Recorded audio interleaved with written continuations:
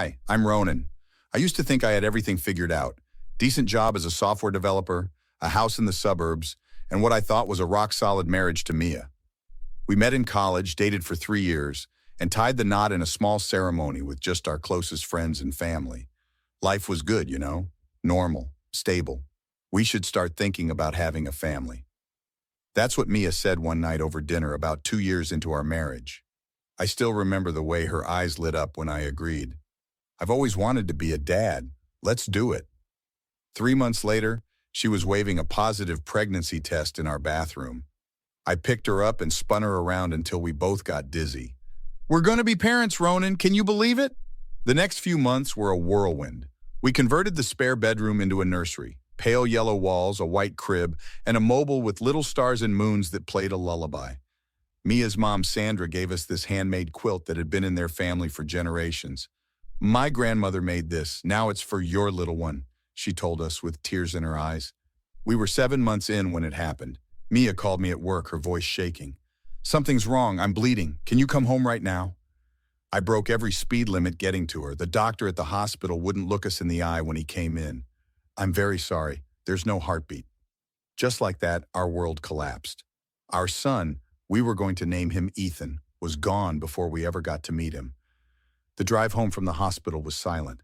I reached for Mia's hand, but she pulled away and stared out the window. 2 weeks passed in a fog. I took time off work. Mia barely spoke. The nursery door stayed closed. I thought we'd grieve together, That's what couples do. Then yesterday, I found her packing a suitcase. Where are you going? Kelly's bachelorette weekend in Miami, remember? I couldn't believe what I was hearing. You're still going? After everything that's happened? She zipped up her bag without looking at me. I need this, Ronan. I need to get away. Our son died 2 weeks ago, and you're going to a party? Life has to go on. I can't just sit around being miserable. So I'm just supposed to be here alone, with the nursery and all his things? Don't make me feel guilty for trying to take care of myself, she snapped. Kelly is one of my best friends. I'm not missing her bachelorette.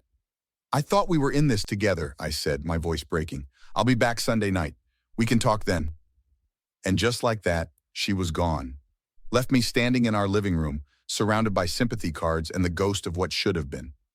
I never thought Mia could be so cold. Never imagined she'd choose a weekend of partying over mourning our child with me. I couldn't sleep that night. The house felt emptier than ever.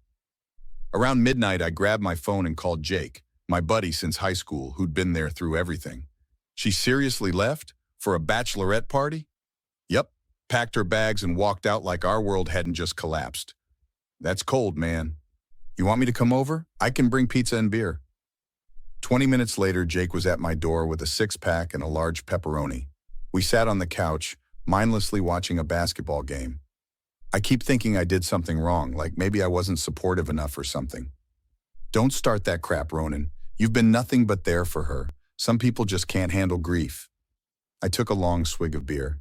Still doesn't explain choosing Kelly's party over dealing with this together. My phone buzzed. A notification from Instagram. Mia had posted a story. Against my better judgment, I opened it. There she was, doing shots at some rooftop bar, flower crown on her head, surrounded by laughing women. The caption read, "Needed this so much. Love you girls. #living my best life." I showed Jake the screen, my hand shaking. What the actual hell? It's like Ethan never even existed. Has she always been this selfish? I mean, I knew she could be a bit self-centered, but this is another level. I don't even recognize her anymore. Jake shifted uncomfortably. Look, there's something else you should know. Mia called Tara last week. Tara was Jake's wife, part of our friend circle since college. And she told Tara it was just one of those things that happened and that you were being dramatic about the whole situation. Said you wouldn't let her move on. The room started spinning. She said what? Tara was pretty shocked. She told Mia it was messed up to talk about losing a baby like it was no big deal. Mia just changed the subject. I scrolled through more of Mia's stories. Another video of her dancing, another shot of cocktails, all with carefree captions like nothing had happened. I don't understand. We were picking out names 2 weeks ago. We had a nursery. How can she just check out like this? Some people can't face pain, man. They run from it. My phone rang. It was Mia. I answered and put it on speaker. Hey, just checking if you're okay. Am I okay? Are you serious right now? Don't start, Ronan. I'm trying to be considerate.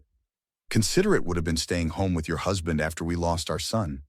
I can't believe you're trying to make me feel guilty for taking care of my mental health.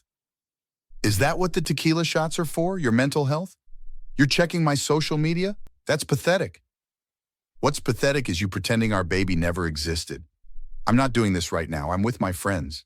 Did you even tell them why you might not be in a party mood? Or did you just minimize that too, like you did with Tara? Silence on the other end. Jake told me what you said, that I was being dramatic. Is that how you see this? As me overreacting to just one of those things? I'm hanging up now. We'll talk when I get back. The line went dead. I threw my phone across the room. I don't think I even know who she is anymore, Jake. After Jake left, I sat alone, replaying the last few months in my head. Something didn't add up. The next morning, I called my sister, Natalie. I need your help. Something's off with Mia. I'm coming over. Don't do anything stupid before I get there. Natalie arrived an hour later with coffee and a determined look on her face. Start from the beginning. When did things change? I thought about it. Maybe 3 months ago, she started working late, guarding her phone. I figured it was just pregnancy stress.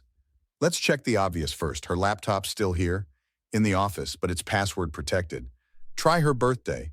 Already did. No luck. What about Ethan's due date?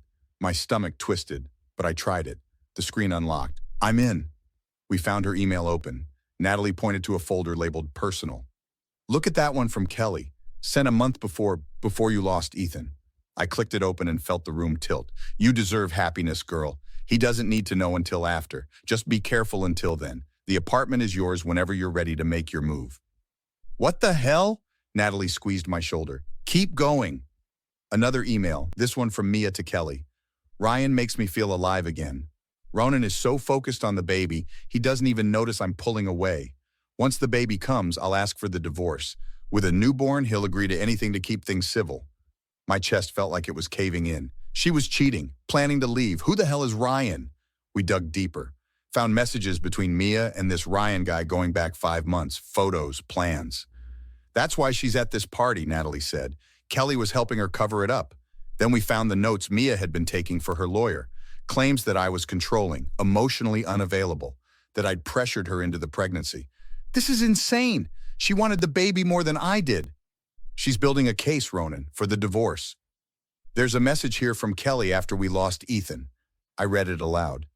This is actually perfect timing. You don't have to wait now. Just tell him you need space to grieve and move your stuff out while he's at work. Ryan's place is ready. Natalie's face went pale. That's evil. We kept searching. Found a draft email to her parents. Ronan isn't handling the loss well. He's becoming erratic. I'm concerned about staying here. She's setting me up, making me look unstable. Check her text messages on the cloud backup. We found conversations with mutual friends where Mia painted me as controlling, unstable, unable to process grief in a healthy way. I can't believe she's doing this. We were supposed to be partners. There's more, Natalie said, pointing at a document.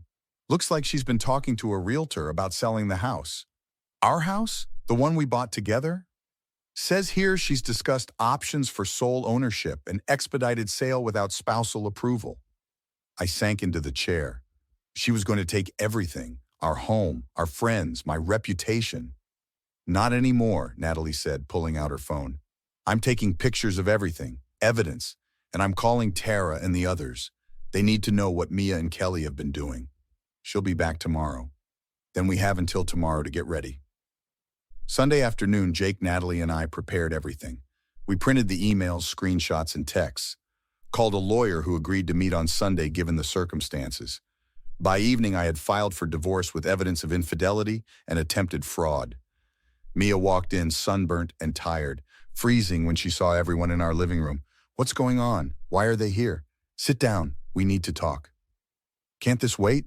I'm exhausted from the trip. How's Ryan? I asked casually. The color drained from her face. Who? Your boyfriend.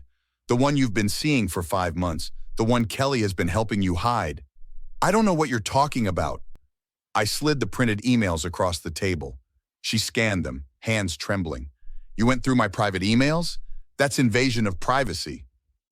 And sleeping with another man while pregnant with my child is what exactly? It wasn't. I was confused. Pregnancy hormones. I made a mistake. A 5-month mistake? with detailed plans to divorce me after our baby was born? I can explain everything if you just listen. The party wasn't about Kelly, was it? Ryan was there too. Her silence confirmed everything. I'm sorry, okay? We can work through this. Like you worked through our son's death? By doing tequila shots in Miami? Natalie stood up. We called everyone, Mia. Tara, Ben, your parents, everyone. Showed them the evidence. You had no right to drag my personal business to everyone. They deserved to know who they were friends with, Jake added. I placed an envelope on the table. Divorce papers, already filed. The lawyer was very interested in your attempts at financial deception. You can't do this to me. It's done. Your stuff is packed. Ryan can come get it, or you can have it delivered to his apartment. Where am I supposed to go tonight? Not my problem. Though Kelly's couch might be available now that her fiancé canceled the wedding after learning she helped you cheat. Mia's phone buzzed nonstop. Why is everyone texting me? What's happening? That would be everyone finding out the truth.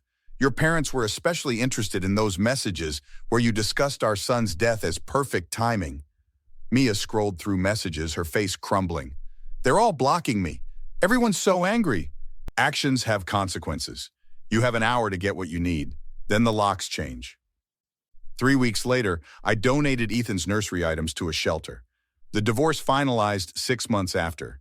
Mia and Ryan didn't last. Turned out he was cheating on her too.